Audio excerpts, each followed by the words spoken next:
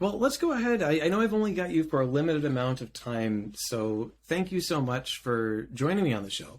And just to dive in, so, or for listeners who are not aware, Sam recently published The Least of Us, which is an investigative journalistic piece on this next wave in the overdose epidemic in America. There's a very strong focus on methamphetamine. There's a very strong focus on fentanyl.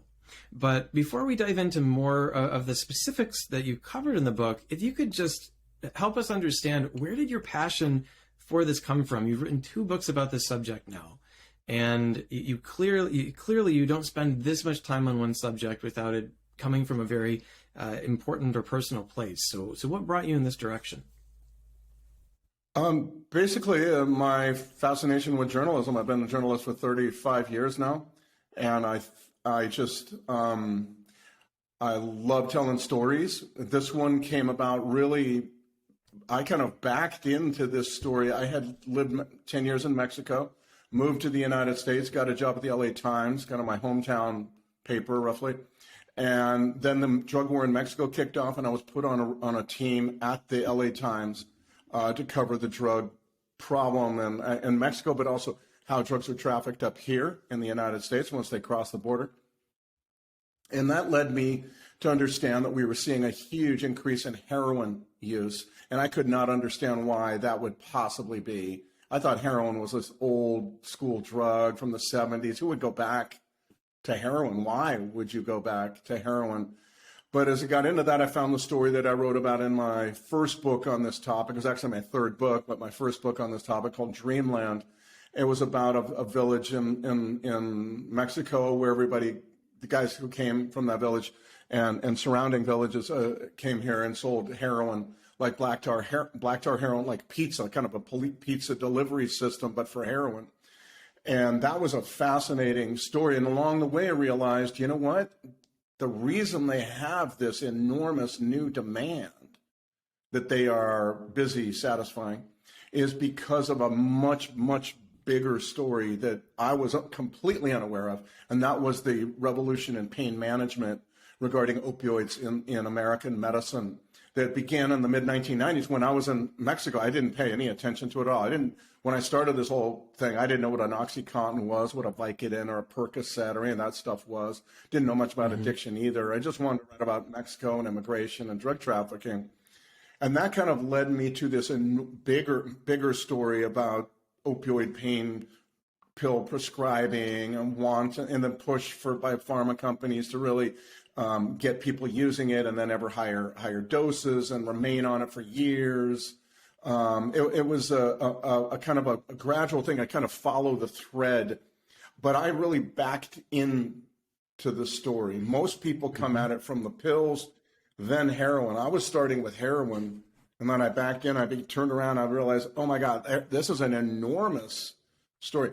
And so I wrote that in Dreamland, and the history of kind of how we got into this and all the factors and pressures and forces that came to bear on doctors to prescribe these pills and everything.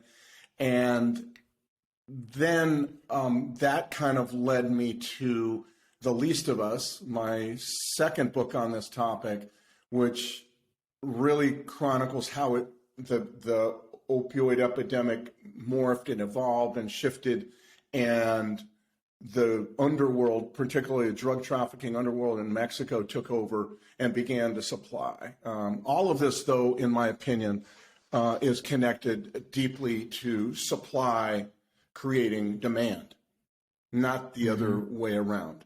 And so that is, in a nutshell, it's a long story, I guess, but in a nutshell, that's kind of how I got into this. I stayed with it because I found the stories to be fascinating, it to be about a big story about America. It wasn't. You could look at it in very small terms like drug trafficking and pharmaceutical marketing, but as time went on, I began to see that this was really about who we'd become as a country, who we'd become as Americans, you know. And that's what kept me going and fascinated by it, and really understanding that if you write about heroin, if you write about opioids, if you write about fentanyl and methamphetamine now, you're really writing about the country. Yeah, it's like this very interesting amalgam of like psychology and economics, and one of the aspects about addiction in particular that I've always found fascinating, and that's my specialty as a psychologist, is treating people suffering from addiction, is that no other type of human suffering is just outright sold.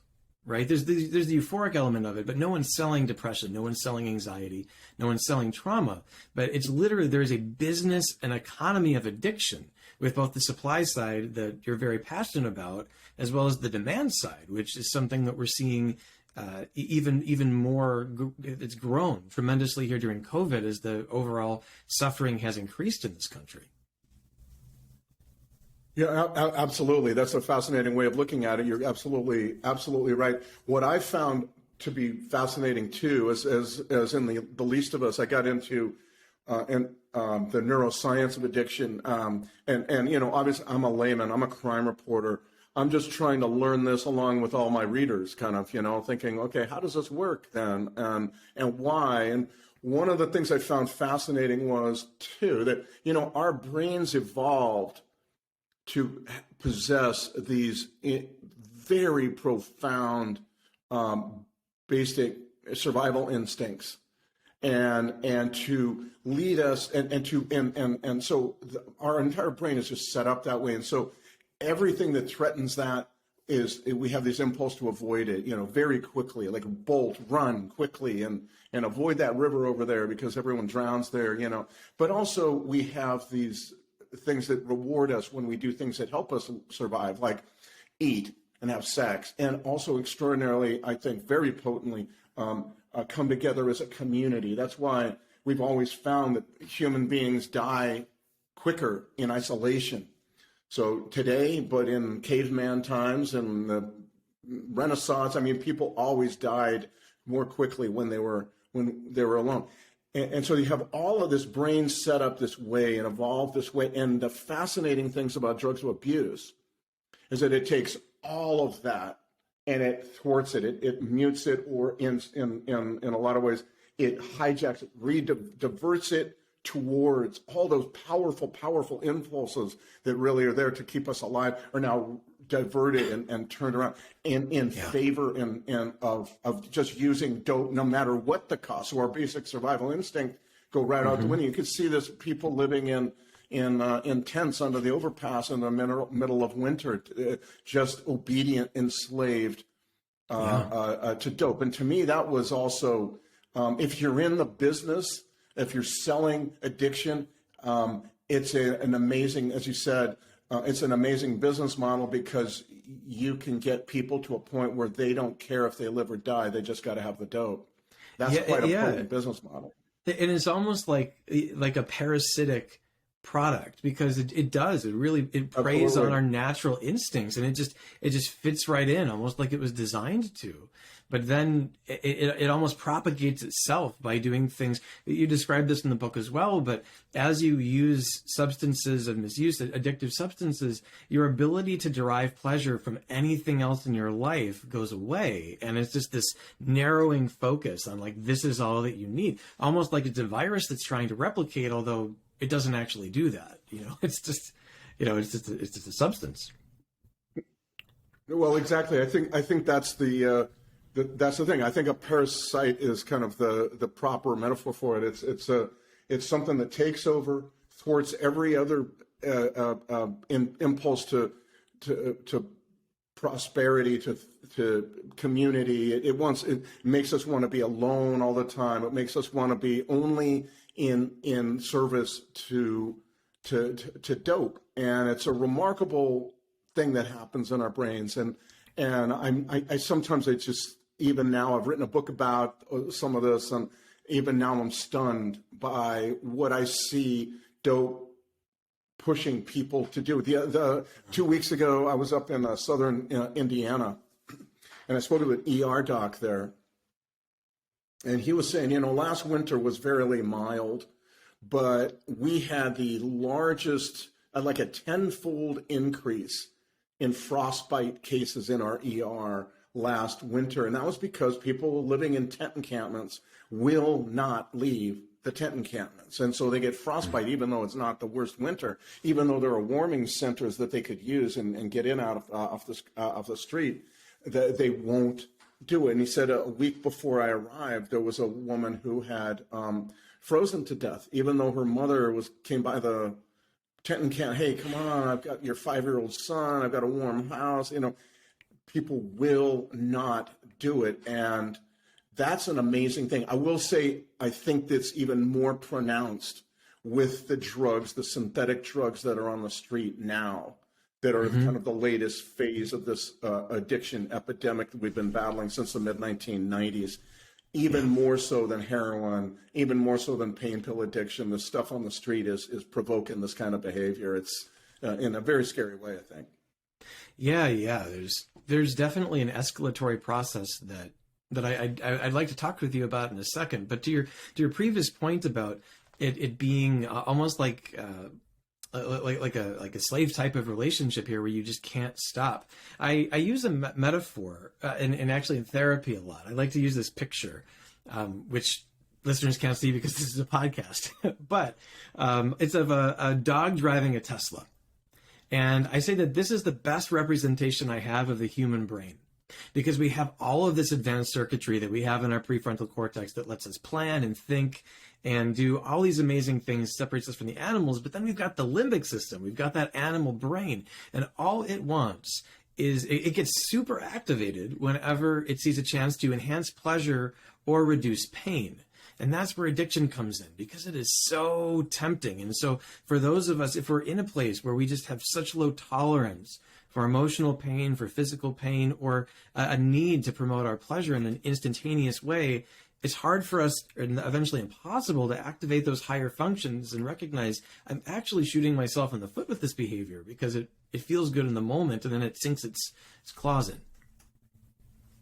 in. Speaking of metaphors for this, one of the ways that I try to illustrate what happens in the brain is with those airplanes on 9/11. The airplane that took off, remarkably sophisticated instruments, and all about life, all about productivity, all about moving forward, bringing people together. You're going home to visit loved ones. You're going to see friends, business meetings, whatever it happens to be. The terrorists get on, and all of a sudden that very, very sophisticated instrument is then hijacked, does a U-turn and goes right down into, diverted to all of that sophisticated instrumentation and all is diverted towards death. And to me, that's another way of thinking about what actually happens to at least to the brain. It's that kind of complete domination of the brain. Again, that you can see because people are living outside. They're stealing from their grandmother. They're doing all these things that are just completely antisocial and only in obedience to the dope. And anyway, as you were talking about the dog, I was like, yeah. And the way I kind of think about it is those airplanes that were taking people to these wonderful meetings and be with family and all that. And then all of a sudden the dope takes over in the form of those terrorists. And pretty soon it's all about direct line towards death. Mm-hmm. And I think one of the hardest aspects, the toughest parts of this nut to crack is that this preys on human nature. And ultimately, when we think about what is the solution to this, how do we make this better? Because certainly, if you look at the trajectory over the last 18 months, it's mortifying, right? We had a 30% uptick in overdose deaths in 2020. If you look at the provisional data out of the CDC, that continues to rise. I just saw an article the other day about how methamphetamine overdoses are going up. I mean, it's still very present, but this need to want to avoid pain or enhance pleasure, that's hardwired. And I think one of the biggest questions and one of the nicest juxtapositions in the book is that you really do get down to this very personal level with a lot of your reporting. You talk to people who have gone through this, families that have gone through this.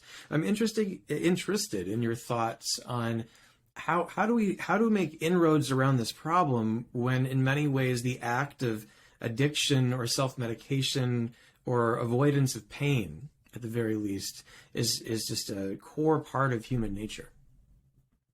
Yes, I'm not sure I have a lot of good ideas on that. It's absolutely. I think we need to understand, and maybe it's a better understanding in our culture of the importance of pain, and the how it really doesn't help to try to avoid it. But I absolutely believe what you're saying is true, that we had we still have, a culture in this country of wanting to avoid pain at all costs. And so even when doctors early on in the whole story begin to say, you don't really need these opioid painkillers. What you really need is to lose weight.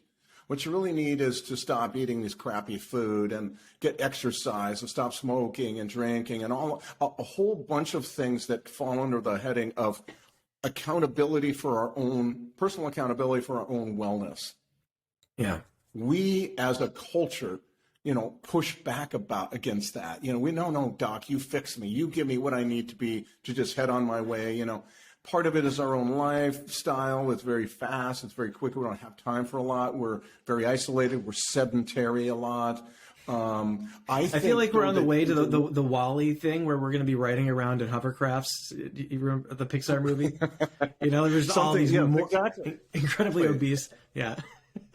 And I think that one of the things that I found most, what should I say, healthy about learning about how our brains work and how we can actually thwart this is that it gives us understanding how the brain works, gives us tools to defy a lot of that and get away from a lifestyle that is really not made for how we evolved as human beings. It's solitary, and we die in isolation. It's sedentary, and we need to be moving all the time.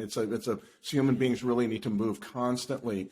And once you understand this kind of stuff, I have found it in my own personal life very liberating, frankly. You can now design strategies for yourself, understanding that you are fighting against extraordinary bombardment of marketing in every way. Dope is one, it's only part of that. And the rest of it is all these legal substances that are very addictive as well. And you can kind of fight against all that. You can kind of say, no, I'm not going to eat that. No, I'm not going to buy that. I'm going to, I'm going to go walk right now. I'm going to go swim, this kind of thing. I'm going to be around other people. I'm going to do some CrossFit working out. There's a lot of ways in which we can, once we understand it, we can fight back against it. That's what I've found anyway in my own personal life. I don't drink soda anymore. I really have cut down on crappy kind of sweets. I used to eat Snickers and M&Ms all the time, cookies. I don't eat that anymore. I get a lot more exercise than I ever did a few years ago. It's all because you can plan your lifestyle to work against all the forces in our culture that tell us no pain is good. Work to to buy all this and take the whole idea like that you see at some of these bars. It's 5 o'clock somewhere, that kind of crap. It's this way of saying, I can sit around slothfully consuming stuff, or I can be accountable for personally accountable for my own wellness. And once you understand how the brain works, you can make those, I think, more easily make those changes. Mm-hmm. Well, I totally agree that knowledge is the way out. It's just very difficult, I think. But one of the challenging aspects I've always found about, say, like drug policy at the very least, much less learning how to navigate this minefield today that we have between the substances that you write about and things like microtransactions in mobile games. I mean, even social media in terms of seeing a like and getting a reward out of that. There's so much immediate gratification. The world is almost designed to provide you with that little dopamine hit everywhere. Is that if you see it, if you have your eyes open to it, you can look at these patterns and say, oh, I'm in a feedback loop here. I want to get out. But it's like it's these multiple layers of, first you need to know, first you need to see what's going on, but then you have to want to change. And the rewards of being inside that system, at least in the short term, can be really strong. I mean, like, you like all those little likes that you get on your social media, and you like the way that the Snickers bar tastes. And so making that argument of, hey, this could actually be better in the long run if you invest. It's like the child with the, if you can resist eating 2 marshmallows for 10 minutes, you get another 10 marshmallows situation. But a lot of us are eating the 2 marshmallows and just being happy with that. But a lot of it too, I really have come to believe, as I said earlier, that a lot of this is about supply. If you don't buy the stuff, you won't eat the stuff. So if you don't buy the crap, and part of it is learning how to do that. One of the things that took me a bit of time after I began to study this and understand how it could be applied to my own life is I began to really cut down, as I said, on sugar. Now, sugar, as I talk about in the book, they've done experiments at Princeton Neuroscience Lab on sugar-dependent rats. And sugar-dependent rats, they gave them naloxone. Now, naloxone, is the antidote, the chemical antidote to an opioid overdose. It'll revive you out of your overdose if it's administered to you in time. Generally, speaking, on paramedics do this frequently, of course, all across the country. And when they do, very often they find that the person in question is not terribly grateful. In fact, he's upset and goes right into withdrawals and is, and that kind of thing, and sometimes swinging and fighting when he comes out of it. But you go into withdrawals, basically. And what they found is when they treated rats dependent on sugar with naloxone, they displayed the symptoms of going into withdrawals. A lot of anxiety, a lot of self-grooming, twitching, and the wet dog shake and all that. And so as I was learning about this, as I was understanding the addictive properties of sugar, it took me about 3 days to get over a hump where I really was craving sugar. I mean, craving it like crazy. And I have been addicted to nicotine and know the lies that I tell myself to get myself to keep smoking. This was many, many years ago. I stopped in 1996, but good number, 15 years smoking. And so the same thing happens with sugar. And so once you get over the hump, though, and you put some distance between you and the last use of the supply, you can actually, I think it's actually very easy to move on. That it becomes easier. I'm going to say it's easy. It's easier to move on to the point where you don't even need sugar anymore. I don't even think about sugar anymore, really. So, I like it sometimes and on certain occasions. I'm not like fanatical about it. It's a birthday party. I'll have some cake, that kind of thing. But I can go weeks and months, and I definitely don't drink like Coca-Cola, which I used to drink in large amounts. I stopped drinking all that. It's to kind of understand where you are in the process. As I was craving it, I was like, yeah, I'm just like a heroin addict trying to come off of the dope. It's not going to be as severe as it would be for withdrawing from heroin. I just got to give it a couple of days. I got to exercise. I got to think about other things, do other things. So I'm not just sitting here thinking about it. But eventually, I totally agree with your point. Once you understand it, once you have the education, it's almost a empowering, liberating thing that you can apply to your life in certain ways that I've done. Just when it comes to fast food and sugar and soda and so on. Yeah, when you know the topography of a craving is what we call it in the rehab field. That oftentimes the way that it feels, whether or not it's for sugar or we'll call them traditionally addictive substances like nicotine and so on, there's this period where it feels like hunger or thirst and like you need to satisfy it, and that's the only way to get relief. But you wait through it, and then it goes away. And once people realize that, the idea of, okay, so really the goal is how do I get through these waves where it feels like I have to make it to the other side? And it changes the whole equation. But I want to make sure also we talk about some of the aspects of the book that I found fascinating but know a lot less about. This is me selfishly wanting to ask you questions about the things I don't know as much about. But you do, because of all the work you did here. And one of the points that you bring up in the book is that there's been almost this escalatory process around heroin to fentanyl, where not only does it cut out a lot of aspects of the supply chain, it simplifies the process, but it also, because of its potency, provides more bang for the cartel's buck. They're able to, it's easier to transport. It's highly potent. You've got to cut it. That obviously can be dangerous. But I feel like we've seen this pattern repeat with a number of different substances, whether or not you're talking about, coca leaves to crack cocaine, heroin to fentanyl, even when you talk about marijuana flower to THC concentrates, and now THCO, which is, even 3 times stronger than THC regular when it's acetylized. That we see this progression. And so I guess my question is there an off-ramp for this? Is this a bell that can be unrung? Is this a progression that's just doomed to repeat itself? Or at a certain point, are we just maxing out, and we're at this point where we have substances that could kill an elephant, and that's just where we are? Yeah, I'm not sure if there is such a thing as an off-ramp to it. I do believe one of the main reason it's an issue is because it makes total business sense to traffickers. It's not a good. Fentanyl is a bad deal for a user in every way, and I'll get into a little bit why that is. But basically, this all benefits traffickers. It's all about what they can make more easily, with less risk, easier to smuggle, enormously, enhancing the profits of beyond anything they've ever seen, literally.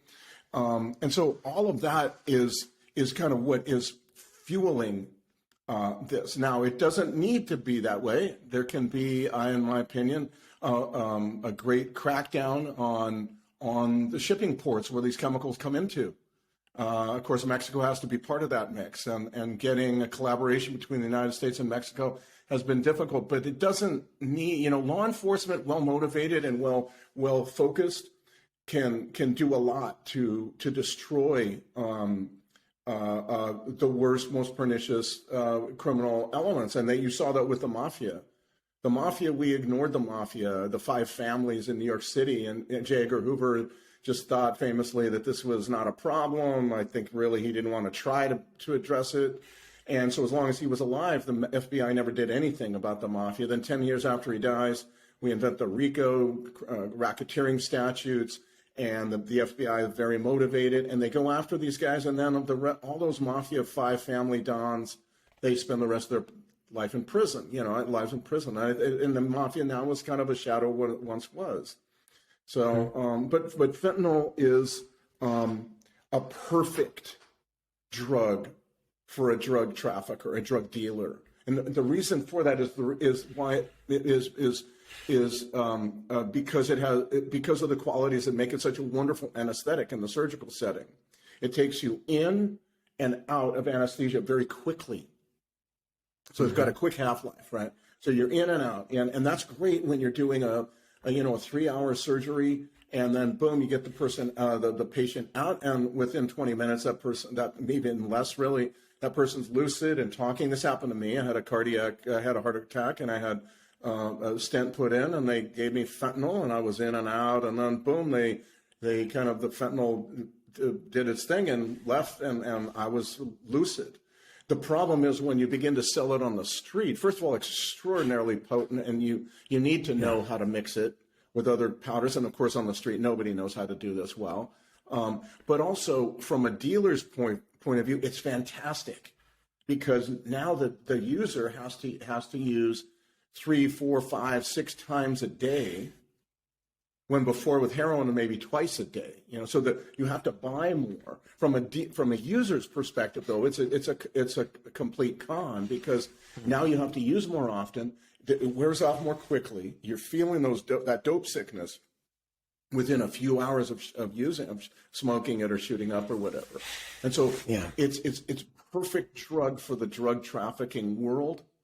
And it's an absolute disaster for users. But that's what I mean. It's a drug that is where supply creates demand, and in particular, fentanyl is very good at that.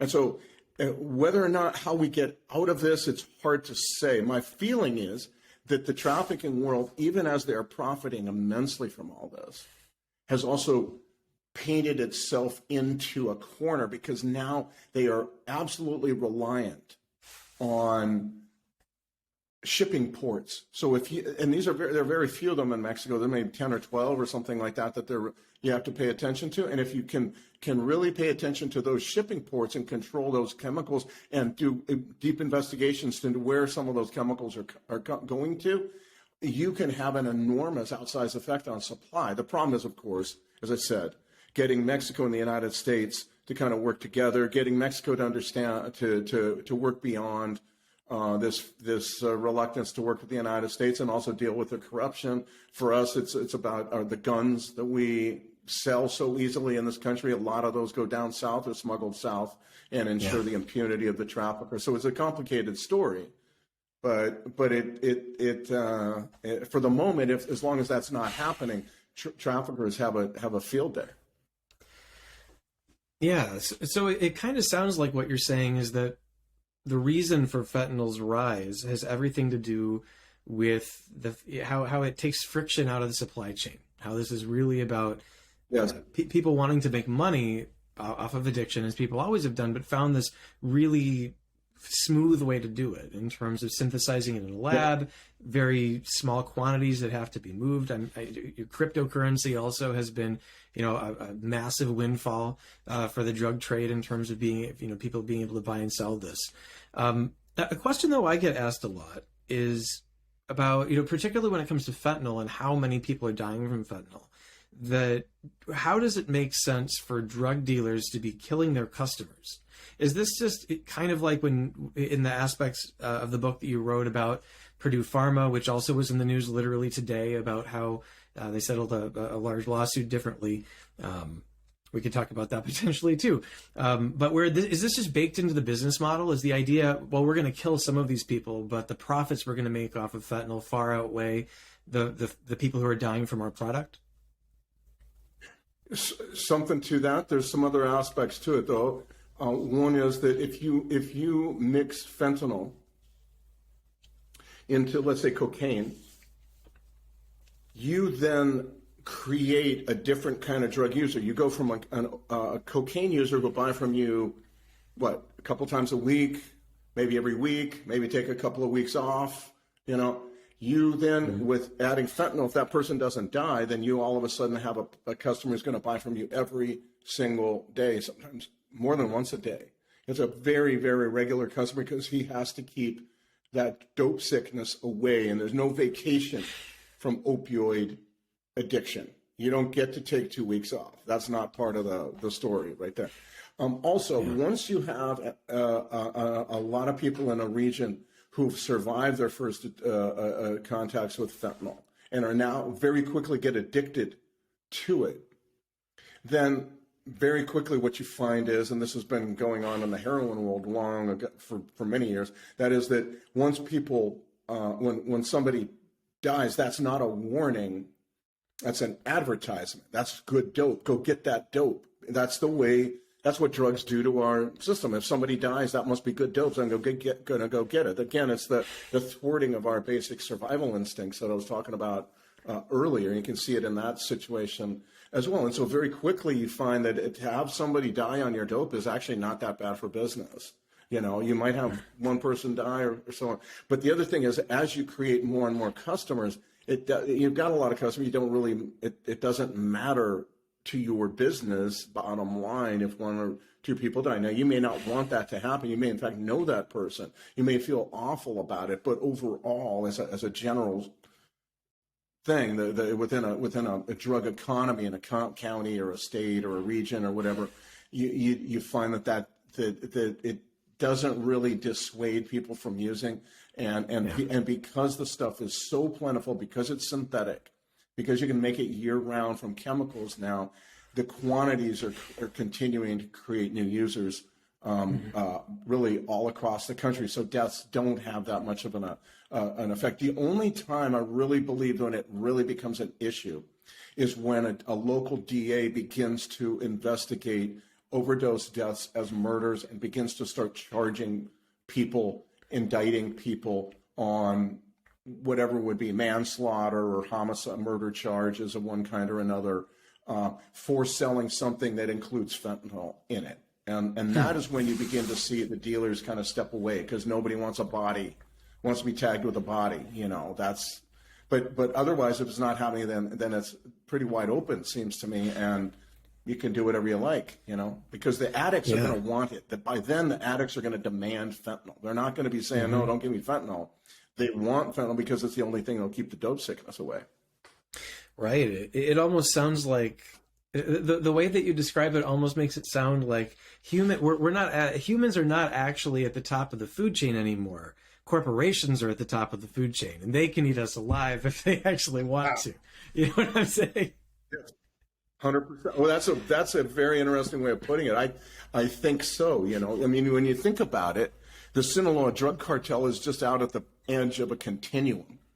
Yeah, at the far end of a continuum that starts with Facebook software engineers and casino designers and pornographers and fast food companies and soda companies and all the other things that are in a very powerful way, spending huge amounts of money hiring the most intelligent people to come up with new ways of making sure that their products prod that limbic system, prod that impulse buy, prod us to obey like slaves sometimes. Frankly, we all know this, the cravings and the triggers, and that's why think of it. That's why the fast food companies never change their logos, right? Because those logos are like, prods. Oh, there's Wendy's. Oh, and they use I think I quoted in the book some of the language of addiction that they use. This will trigger your cravings. This is McDonald's. This is Wendy's talking. You got the Taco Bell ad of last couple of years ago where the guy looked like a really strung out addict on the street, just jonesing for his. What is it? It's a taco, or binging TV shows, or people talking about games as being addictive, as if that's a good thing. Yes, and a street addict knows. An addict knows that triggers and cravings are not good; they are torment. But it's still, if you see the advertising language frequently, you'll see, and also the photography. Look and check out the next time you see a burger ad on TV. You will see it looks like a pornographic picture. It's like tension and release, right? Glue and busting out of the bun and all that kind of stuff. They're not taking a photo six feet away from that hamburger. They're like 3 inches away from it. And that's on purpose because it's kind of triggering all that, oh, yum, fat. Oh, boy, that goes back millions of years when we didn't get a lot of fat, Yeah. Fat, salt. But again, it's this, I really feel like it's this tension and release process. And there's maybe a part of us that when we hear, oh, I can have that tension and then release afterwards that grabs people. But so I guess to draw that through line with corporations, whether or not they be illicit ones like cartels or ones that are legally formed, like Purdue Pharma, one of the phrases that you had towards the beginning of the book when talking about the opioid epidemic that struck me was that the opioid epidemic is a classic case of private profits versus socialized costs.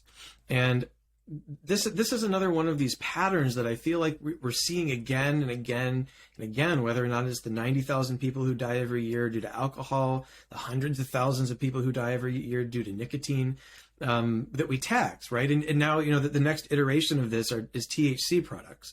And it's like we see this over and over with this idea of we're going to make money off of this. But the cost, and it makes me feel.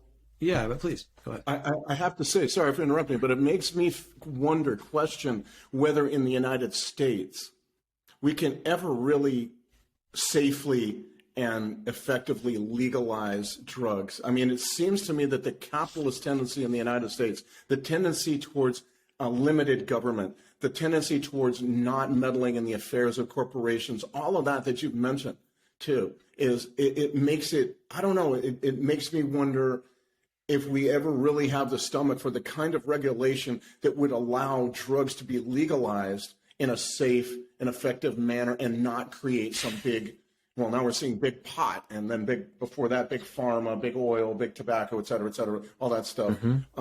I know, it's what you're saying. It makes me always wonder, gee, I don't know if America alone, maybe other countries could do it. I'm not sure if America could. I don't know. Yeah, well, I think that the idea of putting a public health initiative in the hands of a business, which job it is to make money, and you make the most money by getting someone addicted to your product, seems like the goals of those things are diametrically opposed. And I know that's why I'm actually very outspoken about how I think that the capitalistic tendency, I think that the marijuana legalization initiative, perhaps noble in its beginnings, has been completely carried away by the corporate side of this. And even even when we talk about like policy changes, it's like no one really acknowledges the fact that you could decriminalize or even legalize possession without creating a for-profit market. And they actually did that in Vermont first because they didn't want to create all that supply that you spoke about. And I think that's really, I think, the biggest question that we in America have to think about around this, as we start hearing all this murmuring about psychedelics, which, by the way, as an addiction psychologist who follows these things and sees the clinical trials for psychedelics and the promising aspects of them, but everyone hopefully understand completely, controlled clinical trials are very different from dropping acid with a friend. Those are very different things. But now it's like decriminalize mushrooms and, let everybody do this themselves. I don't know. I mean, the guardrails are so important, but they're not there.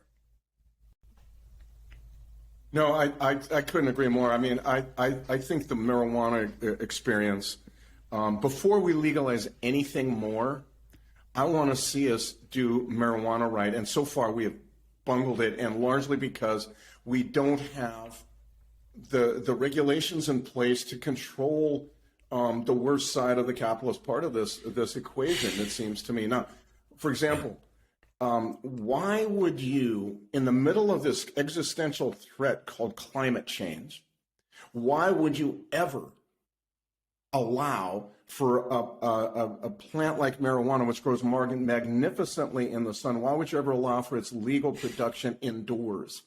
The enormous carbon footprint why? Because it makes you can make pot more potent. That's the only reason. It seems to me that we have abdicated all responsibility and clear thinking when it comes to this stuff because of this fraudulent idea. Well, dude, it's just pot. Yeah, it was 30 years ago. Yeah, it's no longer. It's a different thing.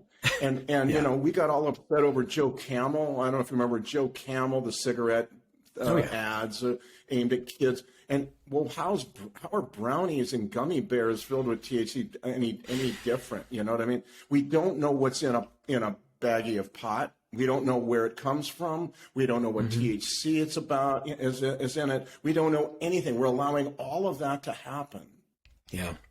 Because, dude, it's just pot. It's that kind of attitude, in my opinion, is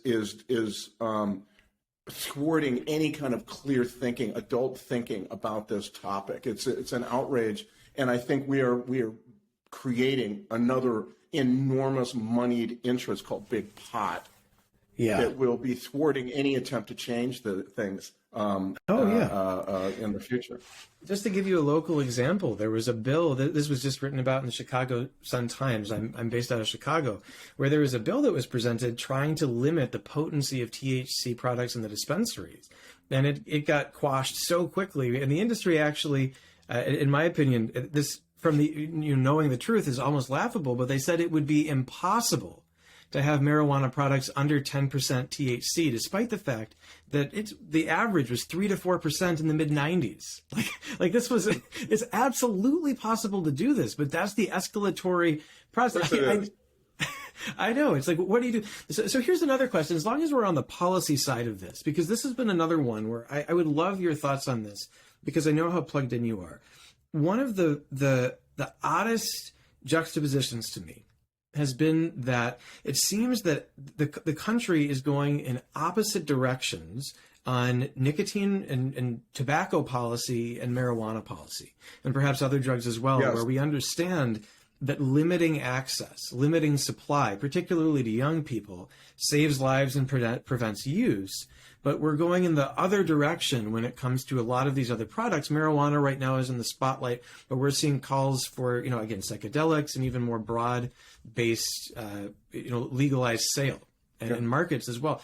Do you know why it seems like, on the one hand, people are getting it right with nicotine, but we're going in the exact opposite direction with other things? I think it has to do, it's a great question. I think it has to do with this association of marijuana as being this kind of, hippie drug, dude, it's cool, don't worry about it. Whereas tobacco and alcohol are now associated with, big corporate interests and all that kind of stuff. Well, marijuana is too now, but it doesn't have that cachet, it has this cachet of being kind of like, some, sweet-hearted hippie in the Mendocino Hills is using it and growing instead of, Marlboro 2 or whatever, Philip Morris 2 rather. But I completely agree. It's interesting. I was reading a book by a psychologist named Wendy Wood out of USC. I thought she was very interesting on a variety of points. One was that we did not stop smoking because we had more information. The Surgeon General came out with the cancer-causing, nicotine-causing cancer in the mid-'60s. That didn't really do much. It educated us. We all know that it's dangerous, and yet we were addicted to it, so we kept smoking. It wasn't until, as you say, and she goes into this in the book, Wendy Wood out of USC, very interesting woman, I think. We removed those machines from the bars. We stopped smoking in bars. No smoking in parks, in beaches, in offices, near entrances to buildings, on and on and on. You make it more difficult to do, and people don't do it, or they do it less. I'm sorry.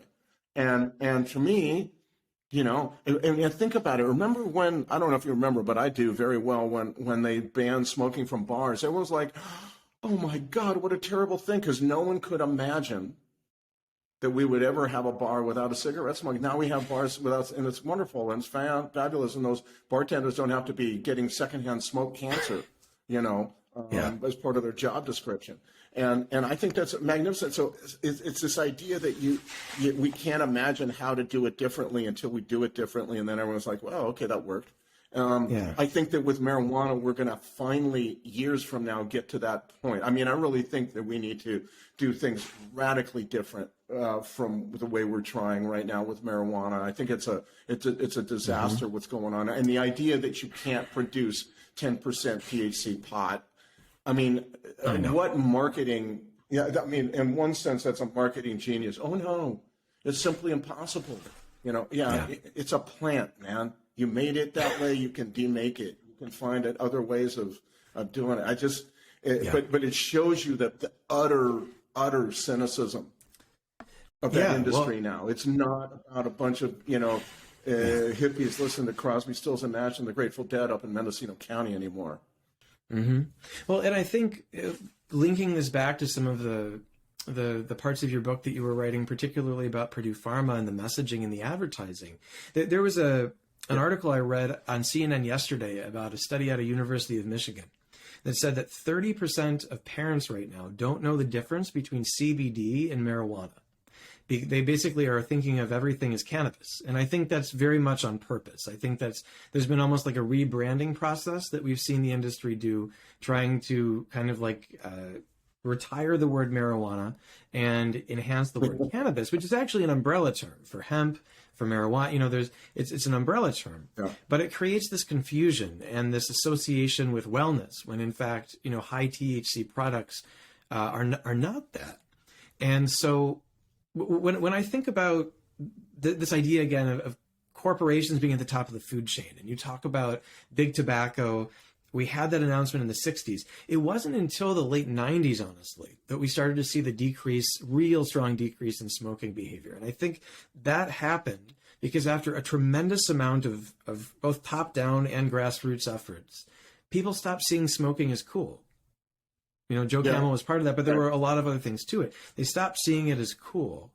And as that started to shift, behavior did as well. And yeah, exactly. And I think that may be part of the mix. I think what's interesting is I was listening to a podcast the other day from a fellow out of Boston who was saying, a professor at their public health, and he was talking about his colleague who's showing that studied people who kids in college who began to use marijuana a lot in college, and their declining goals, you know, began to be very clear. Like they start out with STEM classes, and then they move to something easier, and then they move to something easier after that, and then they drop out of a class or two after, you know, 4 weeks in the semester, and that kind of thing. You see those kinds of things that are really about making people dopey. It's dopey and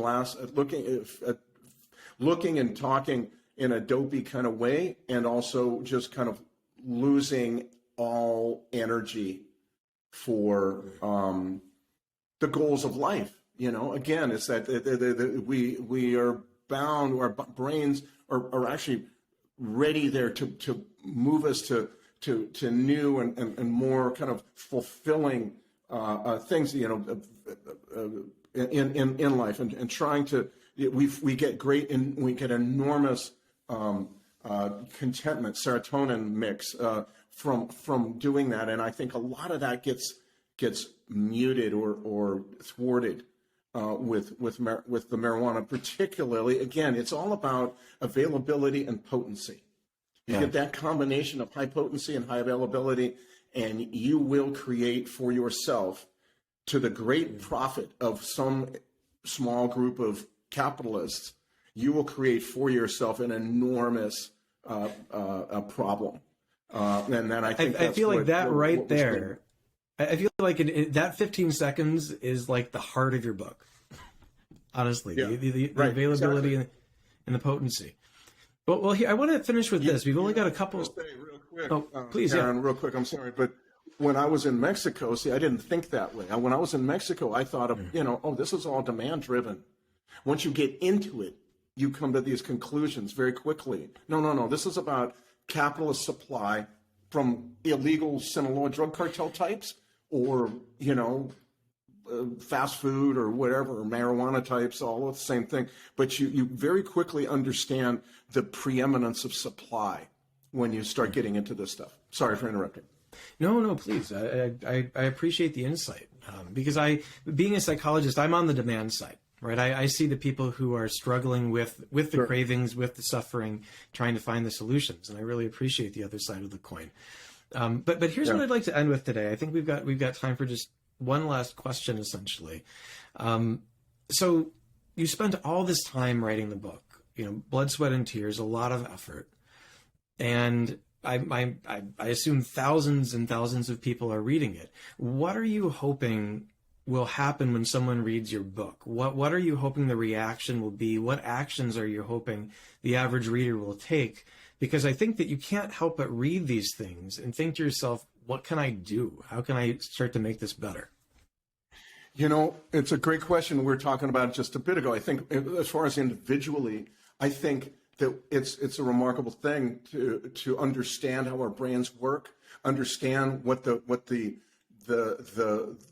problems are when we are confronted with all that we're confronted with in a modern consumer culture and marketing culture, and be able to take some kind of steps individually too, to say, I'm not going to be participating so much in that. it doesn't, being fanatical about it doesn't seem to actually really work so well. But to absolutely say, I want to be a free American again. And at the moment, frankly, if you ask me, so much of our culture is imprisoned. We're talking about American freedom and so on. We are imprisoned by a lot of what the corporate marketers and so on, from Sinaloa drug cartel to Facebook to all the others that we've talked about already, and many more that probably we could add to the mix. We've all been addicted to something. And I don't think that was true 50, 70 years ago. I really don't. I really think it's been enhanced enormously. And we're not talking about heroin and cocaine and methamphetamine and fentanyl either. We're talking about a lot of different things. So I think part of it was the idea that we can all become free Americans again once we understand how all this works, once we understand the importance of supply, once we understand how to order our lives so that we don't go rushing out to buy this crap whenever we're told to. And then the other is to say that in a larger context, that we are only as strong as the community we build, and we've destroyed community. And so, we're in the middle of this. We're seeing the last week this invasion of Russia by Russia of the Ukraine, and just this stunning, beautiful, remarkable response by the Ukraine people. It's just an amazing thing to watch. Well, I settled down like most Americans to watch this, thinking, okay, I'm gonna see what this is all about. I'm very concerned. I'm very worried. I thought Vladimir Putin was a dictator for now 20 years. I think he needed to be dealt with in a more severe way for a long, long time.